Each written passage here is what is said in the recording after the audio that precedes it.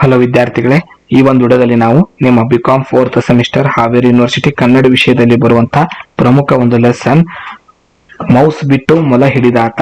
So DB. Nagaraj ಅವರು ಬರೆದಿರುವಂತಹ ಒಂದು ಲೇಖನದ ಕುರಿತು 2, 5, 10 ಅಂಕಕ್ಕೆ ಕೇಳುವಂತಹ ಪ್ರಶ್ನೋತ್ತರಗಳನ್ನ ಕುರಿತು ಈ ವಿಡಿಯೋದಲ್ಲಿ ಚರ್ಚೆ ಮಾಡೋಣ. ಮೊದಲಿಗೆ 2 ಅಂಕದ ಪ್ರಶ್ನೋತ್ತರಗಳನ್ನ ನೋಡ್ತಾ ಹೋಗೋಣ. ಕವಿ ಪರಿಚಯದ ಮೇಲೆ ಇರುತ್ತೆ ಹೆಚ್ಚು.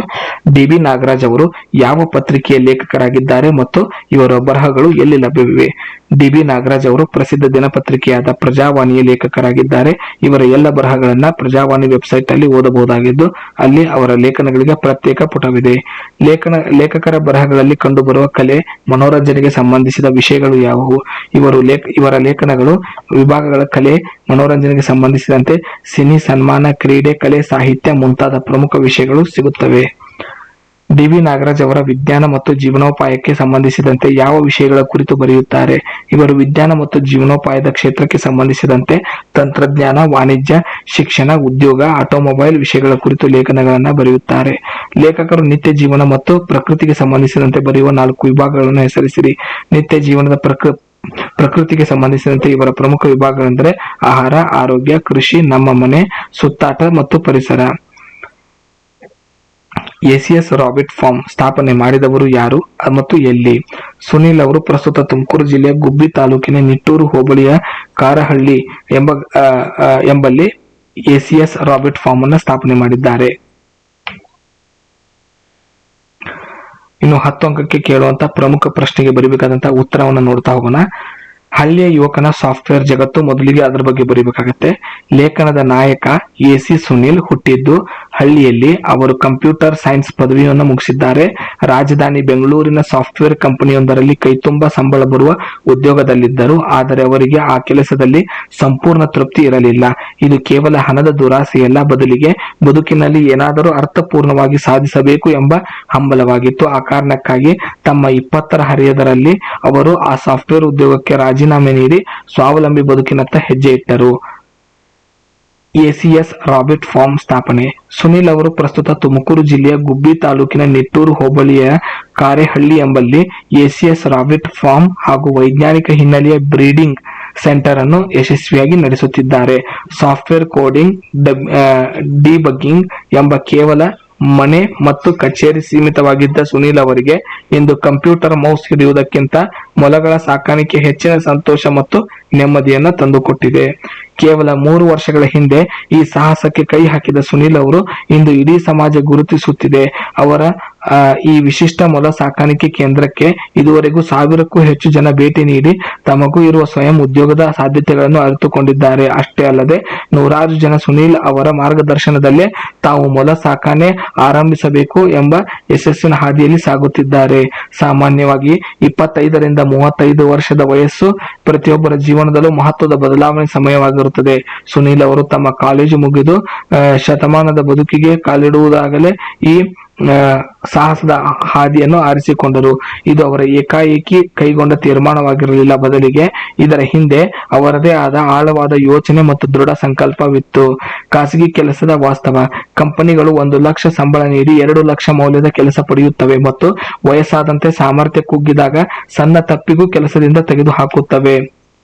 ಯೌವನದಲ್ಲೇ ಕಬ್ಬು ಹಿಡಿಯುವಂತೆ ಸಾಮರ್ಥ್ಯವನ್ನು ಕಂಪನಿಗಳು ಹೀರಿ ಹಾಕಿದಾಗ ಇಷ್ಟು ವರ್ಷದ ದುಡಿಮೆಗೆ ತಕ್ಕ ಗೌರವ, ಸಂಪತ್ತು ಸಿಗಲಿಲ್ಲ ಎಂಬ ಪಶ್ಚಾತ್ತಾಪ ಕಾಡುತ್ತದೆ. ಉದ್ಯೋಗದ ಈ ಒಳಮರ್ಮವನ್ನು ಅರಿತ ಸುನೀಲ್ ಸ್ವಾವಲಂಬಿ ಆದರೆ ಮಾತ್ರ ಬದುಕಿನ ಉದ್ಧಾರ ಸಾಧ್ಯ ಎಂದು ಯೋಚಿಸಿದರು. ಹೊಸ ಸಾಫ್ಟ್ವೇರ್ ಕಂಪನಿ ಆರಂಭಿಸಲು ತೀವ್ರ ಪೈಪೋಟಿ ಇತ್ತು ಮತ್ತು ರಿಟೇಲ್ ವ್ಯಾಪಾರ ಕ್ಷೇತ್ರಕ್ಕೆ ಬಹುರಾಷ್ಟ್ರೀಯ ಕಂಪನಿಗಳ ಲಗ್ಗೆಯಿಂದಾಗಿ ತೊಂದರೆ ಇತ್ತು. ಬೃಹತ್ ಕಂಪನಿಗಳ ಪೈಪೋಟಿ ಇಲ್ಲದ, ನಷ್ಟದ ಭಯವಿಲ್ಲದ ಸುಭದ್ರ ಕ್ಷೇತ್ರ ಆಹಾರ ಉತ್ಪಾದನೆ ಎಂದು ಅರಿತು ಹಲವು ಕ್ಷೇತ್ರದ ಅಧ್ಯಯನದ ನಂತರ ಮೊಲ ಸಾಕಾಣಿಕೆಯನ್ನು ಆರಿಸಿಕೊಂಡರು. ಕಂಪ್ಯೂಟರ್ ಮೌಸ್ ಬಿಟ್ಟು ಬಂದು ಸುನೀಲ್ ಅವರು ಇಂದು ಮೊಲ ಸಾಕಾಣೆ ಉದ್ಯಮ ಅತ್ಯಂತ ಯಶಸ್ವಿಯಾಗಿ ಮುನ್ನಡೆಯುತ್ತಿದೆ. ಮೊಲ ಸಾಕಾಣೆಯಲ್ಲಿ ರಿಸ್ಕ್ ಕಡಿಮೆ ಮತ್ತು ನಷ್ಟಕ್ಕೆ ಅವಕಾಶವಿಲ್ಲ. ಸುನೀಲ್ ಅವರು ಹೂಡಿದ 10 ಲಕ್ಷ ಬಂಡವಾಳದಲ್ಲಿ 3 ವರ್ಷಗಳಲ್ಲೇ 80% ಭಾಗ ಮರಳಿ ಪಡೆದಿದ್ದಾರೆ. ಮೊಲದ ಜೀವಿತಾವಧಿ 5 ವರ್ಷ. ಹುಟ್ಟಿದ ಮರಿ 5 ತಿಂಗಳಿಗೆ ಗರ್ಭ ಧರಿಸುವ ಸಾಮರ್ಥ್ಯ ಪಡೆಯುತ್ತದೆ ಮತ್ತು 5 ವರ್ಷಕ್ಕೆ 5 ಬಾರಿ ಮರಿ ಹಾಕುತ್ತದೆ. 3 ತಿಂಗಳ ಮರಿ 1.5 ಕೆಜಿ ಹಾಗೂ 1 ವರ್ಷದ ಮೊಲ 3 ಕೆಜಿ 3ರಿಂದ 5 ಕೆಜಿ ತೂಗುತ್ತದೆ.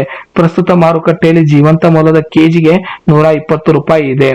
ಮೌಸ್ ಮಾಂಸದ ಪ್ರಮುಖ ತಳಿಗಳು: Soviet chinchilla, white giant, New Zealand white, California white ಮತ್ತು ರಷ್ಯನ್ ಗ್ರೇ ಜೈಂಟ್ ತಳಿಗಳಿಗೆ ಮಾರುಕಟ್ಟೆಯಲ್ಲಿ ಭಾರಿ ಬೇಡಿಕೆ ಇದೆ.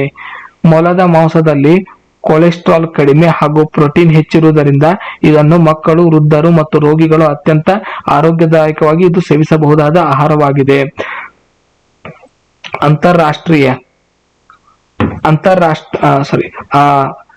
ಉಣ್ಣೆ ತುಪ್ಪಳಕ್ಕಾಗಿ ಅಂಗೋರಾ ತಳಿಯ ಮೊಲ ಸಾಕುತ್ತಿದ್ದು, ಒಂದು ಮೊಲದಿಂದ ವರ್ಷಕ್ಕೆ 1 kg ತುಪ್ಪಳ ಸಿಗುತ್ತದೆ. ಇದಕ್ಕೆ ಅಂತಾರಾಷ್ಟ್ರೀಯ ಮಾರುಕಟ್ಟೆಯಲ್ಲಿ ಭಾರಿ ಬೇಡಿಕೆ ಇದೆ. ಇದಕ್ಕೆ ಅಗತ್ಯತೆಗಳೇನಿದೆ? ಮೊಲಗಳ ಗೂಡಿಗೆ ಕಡಿಮೆ ಜನಸಂದಣಿ, ಉತ್ತಮ ನೆರಳು, ಶುದ್ಧ ಗಾಳಿ ಮತ್ತು ಬೆಳಕಿನ ವ್ಯವಸ್ಥೆ ಇರಬೇಕು. ಬೆಕ್ಕು, ನಾಯಿ, ಮುಂಗಸಿ ಮತ್ತು ಇಲಿಗಳಂತಹ ಶತ್ರು ಪ್ರಾಣಿಗಳಿಂದ ಮೊಲಗಳನ್ನು ನಿಯಂತ್ರಿಸಿ ರಕ್ಷಿಸಬೇಕು. ಪ್ರತಿಯೊಂದು ಮೊಲಕ್ಕೂ ಪ್ರತ್ಯೇಕ ಗೂಡು ನಿರ್ಮಿಸುವುದರಿಂದ ರೋಗ ಹರಡುವುದನ್ನು ತಡೆಗಟ್ಟಬಹುದು. ಅವುಗಳಿಗೆ ಆಹಾರ ಕ್ರಮವೆಂದರೆ ಮೊಲಗಳು ಹಸಿರು ಹುಲ್ಲು, ಸೊಪ್ಪು, ತರಕಾರಿ, ಗೆಡ್ಡೆ, ಗೆಣಸು, ಮೊಲದ ಕಾಳುಗಳನ್ನು ತಿನ್ನುತ್ತವೆ. ಬೆಳೆಯುವ ಮರಿಗಳಿಗೆ ನಿತ್ಯ 20% ಪ್ರೋಟೀನ್, 50 ರಿಂದ 60 ಗ್ರಾಂ ಧಾನ್ಯ ಹಾಗೂ 100 ರಿಂದ 200 ಗ್ರಾಂ ಹಸಿರು ಮೇವು ಬೇಕು. 16% ಪ್ರೋಟೀನ್, 100-150 ಗ್ರಾಂ ಧಾನ್ಯ, 200 ರಿಂದ 300 ಗ್ರಾಂ ಹಸಿರು ಮೀನು ಒದಗಿಸಿದ ನಂತರ ಕುದುರೆ, ಮೆಂತ್ಯ ಸೊಪ್ಪು ಮತ್ತು ರೋಡ್ಸ್ ಹುಲ್ಲು ಅತ್ಯಂತ ಉತ್ತಮ ಆಹಾರವಾಗಿದ್ದು, ಗೂಡಿನಲ್ಲಿ ಸದಾ ಶುದ್ಧ ನೀರಿರಬೇಕು. ಸಂತಾನೋತ್ಪತ್ತಿ ಮತ್ತು ಆರೈಕೆ: 2 ಅಥವಾ 3 ಹೆಣ್ಣು ಮೊಲಗಳಿಗೆ 1 ಗಂಡು ಮೊಲದ ಅನುಪಾತ ಇರಬೇಕು. ಗಂಡು ಮೊಲದ ಜೊತೆ ಮುಂಜಾನೆ ಅಥವಾ ಮುಸ್ಸಂಜೆ 2 ಗಂಟೆಗಳ ಕಾಲ ಹೆಣ್ಣು ಮೊಲವನ್ನು ಬಿಟ್ಟು ನಂತರ ಬೇರ್ಪಡಿಸಬೇಕು. ಹೆಣ್ಣು ಮೊಲಗಳು 30 ರಿಂದ 32 ದಿನಗಳ ಅವಧಿಯಲ್ಲಿ ಮರಿಗಳನ್ನು ಹಾಕುತ್ತವೆ. 10ಕ್ಕಿಂತ ಹೆಚ್ಚು ಮರಿ ಹಾಕಿದಾಗ ಹಾಲು ಸಾಲದೆ ಮರಿಗಳು ಸಾಯದಂತೆ ತಡೆಯಲು ತಾಯಿ ಮೊಲಕ್ಕೆ ಹೆಚ್ಚು ಹುಲ್ಲು ಮತ್ತು ಧಾನ್ಯ ನೀಡಬೇಕು. ಸುನಿಲ್ ಅವರು ಉತ್ತಮ ತಳಿ ಸೃಷ್ಟಿಗಾಗಿ ವಂಶಾವಳಿ ದಾಖಲಾತಿ ತಂತ್ರಜ್ಞಾನ ಬಳಸಿ ಬೇರೆ ಜೀನ್ಸ್ ಹೊಂದಿರುವ ಆರೋಗ್ಯವಂತ ಮೊಲಗಳ ಜೋಡಿ ಮಾಡಿಸುತ್ತಾರೆ.